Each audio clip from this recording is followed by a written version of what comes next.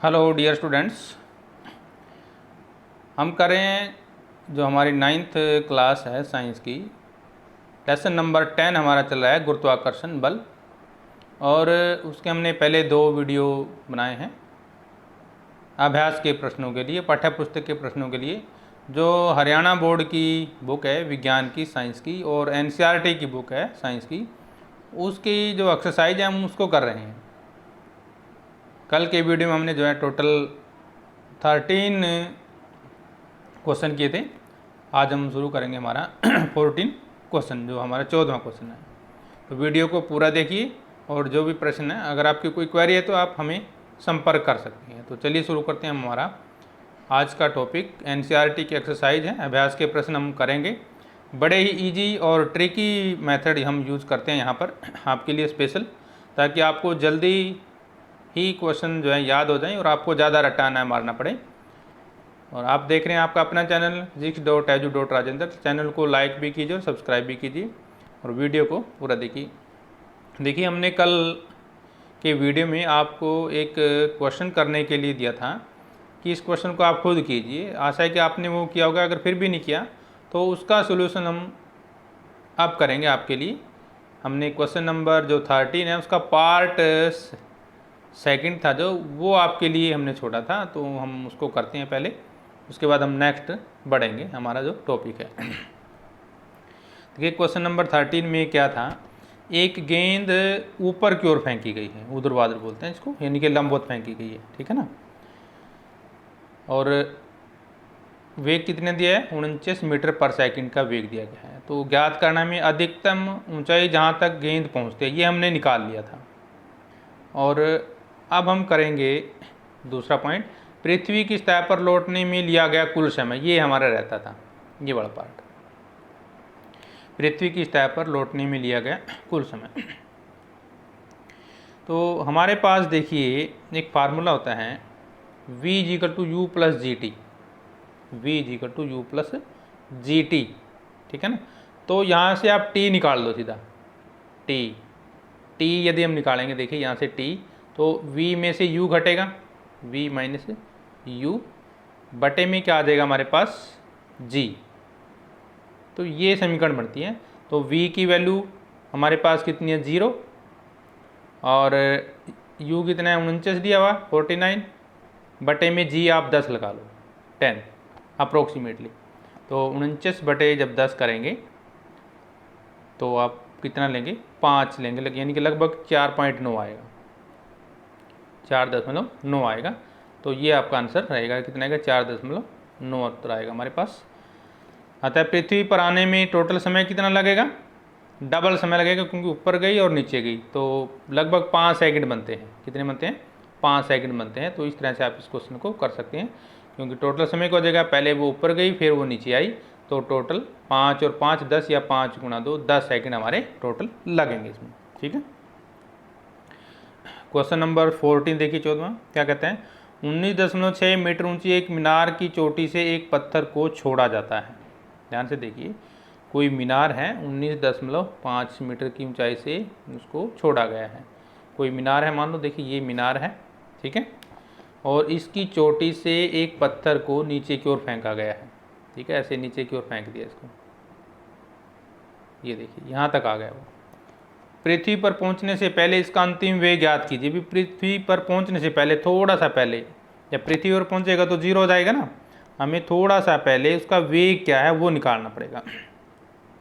देखिए जब भी ऐसा क्वेश्चन आता है तो आपने एक ही फार्मूला यूज करना है, वो है v² - u², जो तीसरी समीकरण है ना, v² - u² बराबर 2as, ये फार्मूला आप यूज़ करेंगे। अब हम यहाँ पे देखते हैं हमारे पास दिया क्या क्या है, ठीक है ना। देखिए अब देखिए क्या दिया है, एक तो ऊंचाई दी है मीनार की 19.6 मीटर, और आरंभिक वेग तो हमारा क्या रहेगा, 0 रहेगा, क्योंकि पत्थर को जब फेंकते हैं तो विराम अवस्था में था, तो आरंभिक वेग 0 रहेगा। जब हम किसी वस्तु को ऊपर से नीचे की ओर फेंकते हैं तो उसका आरंभिक वेग क्या होता है, 0 होता है, हम हाथ में लेते हैं ना। अब वही देखिए हमारे पास v² - u² बराबर 2as होता है, लेकिन यहाँ पे a के स्थान पे g आता है, gh, ठीक है ना। ये फार्मूला हमारे पास। v क्या है, अंतिम वेलोसिटी, u आरंभिक, और g गुरुत्व बल जो ये जिसका मान 9.8 होता है, और h कितनी हाइट जिसकी 19.6 है। तो इसमें वैल्यू पुट करेंगे, ये तो है ही है हमारे पास। u हमारे पास 0 दिया गया है, 0 की 2 हो जाएगा, तो 2 9.8 g और h ये आ जाएगा, यानी कि v कितना आ गया, 2 गुणा में 9.8 गुणा में 19.6। इसकी हम गुणा करेंगे, सारे की गुणा करने से ये आ गया 19.6, इसका गुणा करेंगे 19.6 आ गया, और ये 19.6 हमारे पास है ये। फिर हमें क्योंकि इस साइड वर्ग है तो इस साइड क्या कर देंगे, हम इसका वर्गमूल निकालेंगे। देखिए जोड़े बनाएंगे तो एक वर्गमूल आ जाएगा 19.6 आ जाएगा मीटर प्रति सेकंड। वेलोसिटी जब भी आप निकालेंगे तो उसकी इकाई क्या लिखेंगे, मीटर प्रति सेकंड। क्या लिखेंगे, मीटर प्रति सेकंड। अतः पत्थर का अंतिम वेग कितना होगा, पृथ्वी और पहुंचने से पहले 19.6 मीटर प्रति सेकंड। अब क्वेश्चन नंबर 15 देखिए, कोई पत्थर ऊपर की ओर फेंका गया है। देखिए ये ऊपर की ओर फेंक दिया ऐसे, ठीक है ना, ऊपर की ओर फेंका गया है, और वेग कितना है, 40 मीटर प्रति सेकंड के वेग से फेंका गया है, और g का मान इसने बोला है भी 10 मीटर प्रति सेकंड की 2 ले सकते हैं आप। वैसे कितना है, 9.8 है, वैसे कितना है 9.8 है, लेकिन इसने दिया है, जो दिया होता है हम वही लेते हैं, नहीं तो 9.8 लेंगे। लेते हुए ग्राफ की सहायता से पत्थर द्वारा अधिकतम ऊंचाई ज्ञात कीजिए। नेट विस्थापन तथा पत्थर द्वारा चली गई दूरी कितनी होगी, ये हमें निकालना। ध्यान से देखिए, अब करते हैं हम हमारा सवाल। देखिए जब हम ऊपर की ओर पत्थर को फेंकते हैं तो आरंभिक वेग उसने बता दिया 40 मीटर प्रति सेकंड है।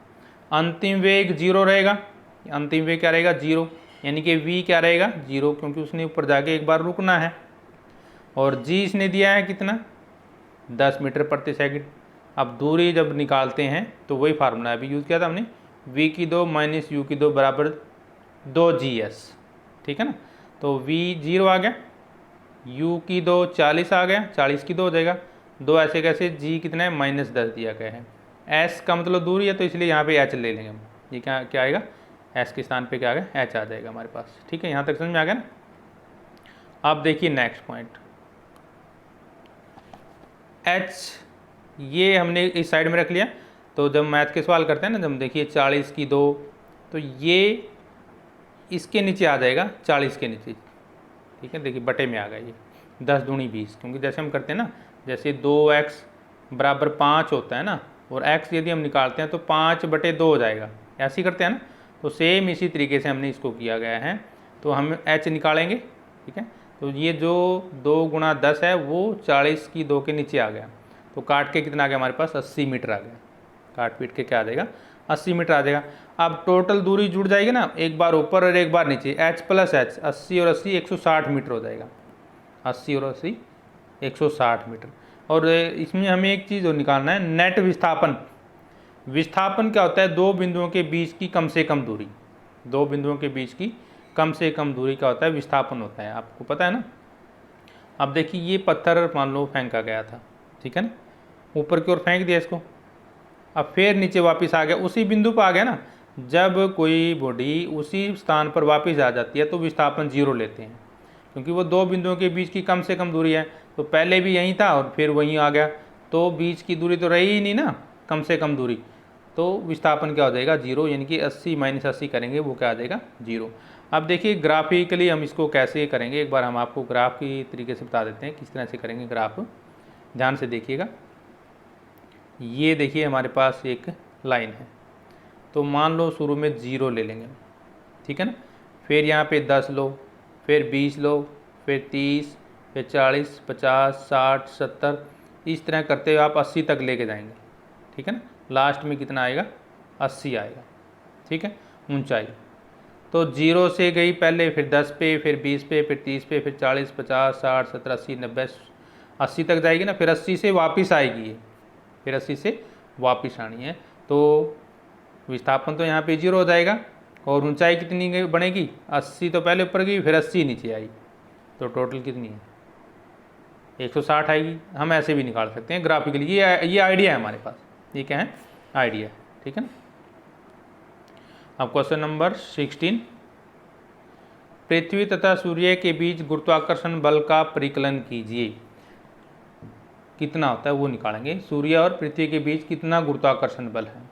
अब जब गुरुत्वाकर्षण बल निकालते हैं तो हमारे पास एक ही फार्मूला है, क्या है, F वाला हमने याद है, यदि आपको याद हो तो F इजिकल टू जी बड़ा M छोटा m बटे में r²। याद आया ना कुछ, ये फार्मूला है निकालने का, बीच में गुरुत्वाकर्षण बल निकालना है। इसका मतलब हमें g का पता होना चाहिए, छोटा m पता हो, बड़ा m पता हो और r पता हो, ये तीनों हमें पता होने चाहिए। हमने पिछले क्वेश्चन में कहा था, इनको याद कर लो।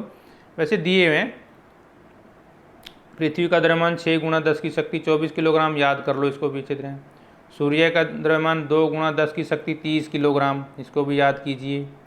दोनों के बीच की दूरी दे रखे 1.5 गुणा 10 की शक्ति 11 मीटर। तो ये सारे का सारा माल हमारे पास दिया गया है। अब बिल्कुल आसान है।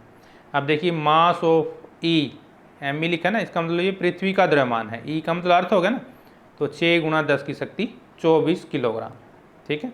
और जी 6.67 गुणा 10 की शक्ति -11 न्यूटन मीटर स्क्वायर पर किलोग्राम स्क्वायर। और एम एस यानी कि बीच की दूरी लगा लो जो भी है, ये सूर्य का द्रव्यमान आ गई। ये क्या है, सूर्य का द्रव्यमान। तो 2 गुणा में 10 की शक्ति 30 किलोग्राम। ये क्लियर हो गया, ये पॉइंट नोट कर लीजिए वीडियो को पॉज करके।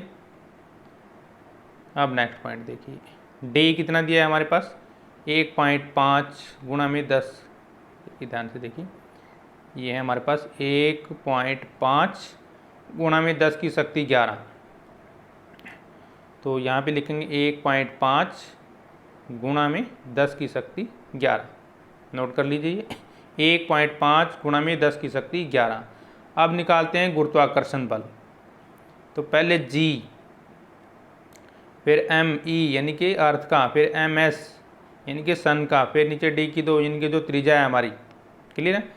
तो G का मान ये होता है 6.67 गुणा 10 की शक्ति -11, ठीक है, गुणा में। अब देखिए नेक्स्ट चलते हैं, ठीक है ना। पहले G की वैल्यू पुट कर दिए, ठीक है, फिर M गुणा में कितना है ये 6 गुणा 10 की शक्ति 24 किलोग्राम, गुणा में MS 2 गुणा 10 की शक्ति 30, बटे में d², ये सारे का बटे ले लिया, ये आ गया हमारे पास d²। आप देखिए करते हैं इसको आगे। देखिए जब आप इस तरह के सवाल करते हैं ना, जब हम गुणा करते हैं तो शक्तियों का क्या होता है, देखिए ये शक्ति कितनी है हमारी, पहले -11, फिर कितनी है 24, फिर कितनी है 30। अब इनको आपने सिंपली हल कर लेना है, ठीक है। तो जब आप हल करेंगे, क्योंकि 10 की शक्ति लेकर चलेंगे, पहले देखिए 10 की शक्ति -11, 24 और 30, गुणा करते समय शक्तियाँ जुड़ती हैं, गुणा करेंगे तो शक्तियाँ जुड़ेंगी। तो पहले कितनी शक्ति आ गई -11, प्लस में 24 और प्लस में 30, तीनों शक्तियाँ होगी ना, तो तीनों को जोड़ दो, तीनों को जोड़ेंगे ना, 10 की शक्ति, तीनों को जब जोड़ेंगे कितना आएगा देखना, ध्यान से कर लेंगे ना, तो जोड़ देना इसको, तो आप आराम से नीचे। और ये कितना है 10 की शक्ति 22, क्योंकि देखिए 10 की शक्ति 11 और नीचे कितना आ गया 2 आ गया, पावर में है ना, तो शक्ति क्या जुड़ेगी 11 दूनी 22, या 11 और 11 22, इसलिए 10 की शक्ति 22 आ गया। 1.5 का वर्ग करेंगे तो 2.25 आ जाएगा। अब सिंपली हल करने के बाद हमारे पास क्या आ गया, ये आ गया, ठीक है ना। तो ये आंसर आ गया 3.56 गुणा में 10 की शक्ति 22 न्यूटन लगभग आएगा ये, ठीक है ना। और इसको यदि हम मान लो दूसरे तरीके से करना चाहें, कहीं बुक में इस तरह से दिया होगा 35 2 दशमलव तक लेना चाहिए, 35.59 गुणा में 10 की शक्ति 21 आ जाएगा, ठीक है, गुणा में 10 की शक्ति 21 आ जाएगा, ठीक है। आप क्वेश्चन नंबर 17, कोई पत्थर 100 मीटर ऊंची किसी मीनार की चोटी से गिराया गया, सेम वही है, किसी 100 मीटर ऊंची मीनार की चोटी से गिराया गया, और उसी समय कोई दूसरा पत्थर 25 मीटर प्रति सेकंड वेग से ऊर्ध्वाधर दिशा में ऊपर की ओर फेंका गया, फिर ऊपर की ओर फेंक दिया। बताइए दोनों पत्थर कब और कहाँ मिलेंगे। कितना बढ़िया क्वेश्चन है, दोनों पत्थर कब और कहाँ मिलेंगे। देखिए ध्यान से देखिए, ये हमारा टोटल 100 मीटर है, ए से लेकर के बी तक कितना है, टोटल 100 मीटर है, क्लियर है। अब मान लो दोनों पत्थर कहीं पर कहीं ना कहीं मिलेंगे, यहाँ मिलते हैं, ये पॉइंट ले लेते हैं ये वाला, और यदि हम नीचे की दूरी x मान लेते हैं तो ऊपर वाली 100 में से घटते देगी ना, क्योंकि टोटल 100 है, 100 - x आ जाएगी, ठीक है, किसी भी तरीके से आप इसको मान सकते हैं। अब करते हैं सवाल। देखिए, जब शुरू में 25 मीटर प्रति सेकंड किसका, जब पहले पत्थर को ऊपर की ओर फेंका गया, उसका वेग ये दिया गया पहले वाले पत्थर का, ठीक है, कितना दिया, 25 मीटर प्रति सेकंड। और जो ऊपर से गिराया गया उसका देखिए 0 होगा, क्योंकि वो हाथ में है, जब हाथ में होगा तो उसकी वेलोसिटी क्या होगी, 0 होती है, ये ध्यान रखेंगे आप। मान ला दोनों पत्थर ज़मीन से x मीटर की ऊंचाई पर मिलेंगे, ठीक है, देखिए ये है, ये x मीटर की ऊंचाई पर, मान लो दोनों पत्थर यहाँ मिलेंगे ज़मीन से x मीटर की ऊंचाई पर, ठीक है। अब टोटल कितनी, क्योंकि 100 है ना, तो ऊपर वाली जब, तो ये जो ऊपर वाली है ये हमारी, ये कितनी आ जाएगी, 100 में से घटा देंगे x को, ये ऊपर वाली आ जाएगी, ये ध्यान में आ रहा है ना। अब पहले पत्थर द्वारा चलेगी दूरी कितनी, x मीटर, तो दूसरे द्वारा कितनी हो जाएगी, 100 में से घटा दो, दोनों दूरी आ गई ना अभी। अब यहाँ से हमारे पास दोनों दूरियाँ आ गई है, ठीक है। पत्थर जो ऊपर से गिर रहा है उसका आरंभिक वेग 0 है, क्योंकि वो पहले विराम अवस्था में था। किसी वस्तु को ऊपर से जब गिराते हैं तो उसका आरंभिक वेग 0 होता है। g का मान 10 मीटर प्रति सेकंड स्केयर, और कई बार 9.8 भी ले लेते हैं, हम 9.8 ही लेके चलेंगे, 9.8। ऊंचाई h यानी कि x के बराबर है। समय हम t सेकंड ले लेते हैं, समय क्या ले लेते हैं, t सेकंड लेकर चलेंगे। आप देखिए कैसे चलते हैं। प्रारंभिक वेग कितना है, सवाल देखिए ध्यान से, 0। गुरुत्वाकर्षण कितना है, 9.8 मीटर प्रति सेकंड। दूरी कितनी है, x मीटर मान ली हमने। आप देखिए सूत्र, दूरी का यही सूत्र है, s बराबर ut जमा में 1/2 gt की 2, ut जमा में 1/2 gt की 2, यही फार्मूला है दूरी निकालने के लिए। तो s यानी कि दूरी कितनी हमारी x है, तो ये तो 0 होगा क्योंकि आरंभिक वेग 0 था, t भी 0 हो जाएगा। 1/2 ऐसे कैसे आ गया, ये g के स्थान पे कितना आ गया, 9.8, t की 2 ऐसे कैसे आ गया, क्लियर है, यहाँ तक समझ में आ गया ना। अब इसको 9.8 गुणा 9.8/2 आ जाएगा, इसको सिंपल करेंगे तो ये 4.9 t की 2 आ गया, कितना आएगा ये, 4.9 t की 2। ये x की वैल्यू आ गई, नोट कर लीजिए इसको, ये x की वैल्यू कितनी आएगी, 4.9 t की 2 आ गई, ये नोट कर लीजिए कॉपी में, 4.9 t की 2। अब देखिए, जब नीचे से फेंके जाने वाले पत्थर के लिए, ये था जब ऊपर से फेंक रहे थे पत्थर, ये हमने किसके लिए किया, जब पत्थर को ऊपर से फेंका गया। अब जब नीचे से फेंकेंगे ना तो उसका आरंभिक वेग कितना है, 25 मीटर प्रति सेकंड। गुरुत्वीय त्वरण 9.8, ऊपर जाते हुए नेगेटिव लेकर चलते हैं और नीचे आते हुए पॉजिटिव लेते हैं, g का मान याद कर लीजिए।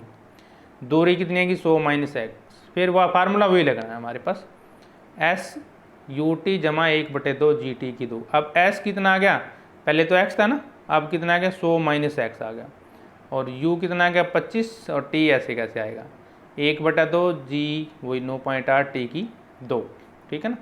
आप देखिए हम क्या करेंगे, 100 - 4.9 t की 2, ये जो x की वैल्यू आई थी ना, जो ये देखिए ये आई थी हमारे पास, ये वैल्यू देखिए ध्यान से, ये 4.9 t की 2 आया था ना, ये वैल्यू यहाँ पे पुट कर दी, ये देखिए x की वैल्यू 4.9 t की 2 थी, यहाँ पे वैल्यू पुट कर दी 25 t, ऐसे कैसे, इसको 2 पे काटने के बाद 2 चौके 8, 2 9 18, 4.9 t की 2 आ गया, क्लियर है ना। अब देखिए ध्यान से एक बार, एक कितना बढ़िया पॉइंट है यहाँ पे, 4.9 से ये कैंसिल हो गया, कट गया ये दोनों, क्योंकि इस साइड आएगा तो प्लस का हो जाएगा और माइनस 0 हो जाएगा, तो इनके 100 बराबर 25 t बच गया। अब t इस साइड रह जाएगा और ये कितना हो गया, 100/25, काट के कितना आ जाएगा, 4 सेकंड। इसका मतलब क्या है, 4 सेकंड बाद मिलेंगे वो, कितने बाद मिलेंगे, 4 सेकंड बाद। अब दूरी निकालते हैं, ऊपर से दूरी 4.9 4 की 2, क्योंकि देखिए हमने x निकाला था ना, वो कितना था, 4.9 t की 2 था ये जो निकाला था, तो t की वैल्यू पुट कर दी 4 सेकंड ना, 4 की 2 देगा, तो ये कितना आ गया, 78.4 मीटर।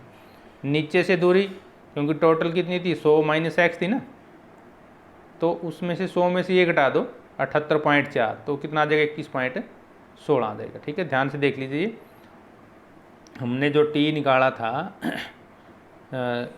वो किसके बराबर, ये x की वैल्यू लेकर चलते हैं पहले, x कितना था हमारे पास, 4.9 t की 2 था, ठीक है ना। तो x क्या आ गया, 4.9, ये t कितना है, 4 सेकंड, ये देखिए 4 सेकंड, ये t की वैल्यू पुट कर दी, तो 78.4 मीटर आ गया ऊपर से दूरी, नीचे से 100 में से इसको घटा दो तो 21.6 आ जाएगा, क्वेश्चन नंबर 18 देखिए, ऊपर की ओर फेंकी गई एक गेंद 6 सेकंड पश्चात फेंकने वाले के पास लौट आते हैं, ज्ञात कीजिए किस वेग से ऊपर फेंकी गई। अंतिम वेग 0 रहेगा क्योंकि जब रुकेगी ना। तो गेंद को ऊपर जाने में लगा समय कितना है, टोटल 6 सेकंड ऊपर से नीचे, तो 3 सेकंड में ऊपर पहुंचेगी, 3 में नीचे आएगी, तो 6 सेकंड हो गया ना। गेंद को जितना समय ऊपर जाने में समय लगता है उतना ही नीचे आने में लगेगा, ये क्लियर है बात। तो कितना आ गया 9.8 मीटर प्रति सेकंड, जी है हमारे पास। अब वही फार्मूला v किसके बराबर होता है, u plus G T, v u plus G T. तो v 0 है, u 9.3 यानी कि 9.8 को 3 से गुणा करेंगे, ठीक है ना। तो गुणा करने से हमारे पास क्या आ गया 29.4 मीटर प्रति सेकंड आ जाएगा उधर। अतः गेंद 29.4 मीटर प्रति सेकंड से ऊपर फेंकेगी। अब गेंद द्वारा पहुंचेगी अधिकतम ऊंचाई, ऊंचाई के लिए हमारे पास वही फार्मूला देखिए, ये बड़ा x is equal to u t जमा में 1/2 जी टी की 2 होता है, वही फार्मूला लगेगा जब ऊंचाई निकालनी है। तो h x के स्थान पे h आ गया, यू टी ऐसे कैसे और g ऐसे कैसे। अब इसमें वैल्यू पुट करेंगे हम, देखिए h निकालना है, u 29.4 है, समय 3 सेकंड है, 1/2 ऐसे कैसे, g कितना है 9.8 और टाइम कितना है 3 सेकंड। तो 29.4 गुणा 3 ऐसे कैसे, तो 1/2 को 9.8 से काटेंगे तो 4.9 आ गया, गुणा में 9, 3 3 9, तो माइनस करने के बाद इसको हमारे पास क्या आएगा 44.1 मीटर। अतः गेंद द्वारा प्राप्त की गई अधिकतम ऊंचाई कितनी है 44.1 मीटर। अब 4 सेकंड के पश्चात स्थिति देखिए क्या रहेगी, फिर वही डिस्टेंस ही निकालनी है ना, s is equal to u t जमा 1/2 ए टी की 2, यू टी यू कितना है 29.4 गुणा 4 माइनस 1/2 9.8 गुणा 4 की 2 39.2 आ जाएगा, ठीक है ना। तो इस तरह से इसको हम क्लियर करेंगे। 4 सेकंड पश्चात पृथ्वी के तल से इतनी दूरी पर मिलेगी। अब चोटी से कितना आ जाएगा 44.1 में से 39.2 घटा दो, 44.1 कहाँ से आया हमारे पास, देखिए ये हाइट आई थी ना 44.1, ठीक है। इसमें से क्या घटाएंगे 39.2 जो ये अभी आया, तो 4.9 मीटर की दूरी हो जाएगी। अब नीचे से गेंद की ऊंचाई निकालनी है, 44.1 में से 4.9 घटा दो तो 39.2 आ जाएगा, जो यहाँ पे आया था वही आ जाएगा, सेम आएगा, ठीक है ना। क्वेश्चन नंबर 19, किसी दर में डूबी गई किसी वस्तु पर उत्प्लावन बल किस दिशा में कार्य करता है। देखिए बार बार क्वेश्चन, हमेशा ऊपर की दिशा में कार्य करता है उत्प्लावन बल, ये याद रख लीजिए, नोट कर लिए, गांठ बांध लीजिए। उत्प्लावन बल हमेशा ऊपर की ओर काम करता है। पृथ्वी तथा चंद्रमा एक दूसरे को गुरुत्वीय बल से खींचते हैं। किसी तरल पदार्थ में वस्तु पूर्ण रूप से डूबी किसी वस्तु पर ऊपर की ओर लगने वाले बल को उत्प्लावन बल कहते हैं, ठीक है। पानी के भीतर किसी प्लास्टिक के गुटके को छोड़ने पर या पानी की सतह पर क्यों आ जाता है। पानी के भीतर किसी प्लास्टिक के गुटके को छोड़ने पर या पानी की सतह पर आ जाता है क्योंकि प्लास्टिक के गुटके का घनत्व पानी के घनत्व से कम होता है, एक ही लाइन में बस, ठीक है। जब किसी वस्तु का घनत्व तरल के घनत्व से कम होता है तो वस्तु तरल में डूब जाती है, ये याद रख लें।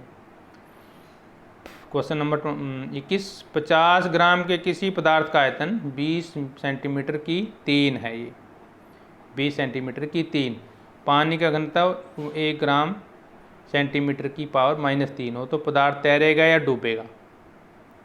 आप देखिए ध्यान से देखिए, पानी का आयतन 20, द्रव्यमान 50 ग्राम, घनत्व का फार्मूला क्या होता है द्रव्यमान बटे आयतन, यानी कि m/v होता है, तो द्रव्यमान बटे आयतन।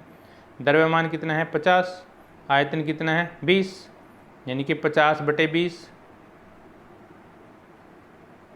0 से 0 कट जाएगी तो काटेंगे कितना आएगा 2.5 आ गया, क्लियर है यहाँ तक, यानी कि 2.5 आ गया। घनत्व कितना आएगा 2.5। अब पदार्थ का घनत्व कितना आ गया 2.5, पदार्थ पानी में डूब जाए क्योंकि पदार्थ का घनत्व 2.5 है और पानी का घनत्व कितना है 1 ग्राम, इसलिए 22वां क्वेश्चन, 50 ग्राम के एक मोरबंद पैकेट का आयतन 350 सेंटीमीटर की 3 है। पैकेट 1 ग्राम सेंटीमीटर की -3 घनत्व वाले पानी में तैरेगा या डूबेगा, वही सेम। तो द्रव्यमान निकालते हैं ना, तो कितना है 500 ग्राम। पैकेट का आयतन 350 सेंटीमीटर की 3। पैकेट का घनत्व वही द्रव्यमान बटे आयतन, जैसे हमने पिछला सवाल किया है। 500 बटे 350 काट के कितना आ गया 1.43 सेंटीमीटर की -3। जल का घनत्व कितना हुई 1 ग्राम सेंटीमीटर की 3। पैकेट का घनत्व जल के घनत्व से अधिक होने के कारण वो डूब जाएगा। पैकेट का घनत्व यदि मान लो पानी का घनत्व तो 1 ग्राम है पर सेंटीमीटर घन, एक से ज़्यादा वाली जितनी भी वस्तु होंगी वो सारी की सारी पानी में डूब जाती हैं। ठीक है ना। मोहरबंद पैकेट द्वारा विस्थापित पानी का आयतन वही द्रव्यमान बटे आयतन होता है, और वो निकालेंगे हमारा कितना आ जाएगा 1 गुणा में 350। क्लियर है पॉइंट, ये m निकालेंगे तो ये हमारे पास आ गया विस्थापित पानी का आयतन। तो ये थे हमारे अभ्यास के प्रश्न उत्तर। तो नेक्स्ट वीडियो के लिए हम जल्दी हाजिर होंगे आपके लिए, तब तक हम लेते हैं इजाज़त। जय हिंद।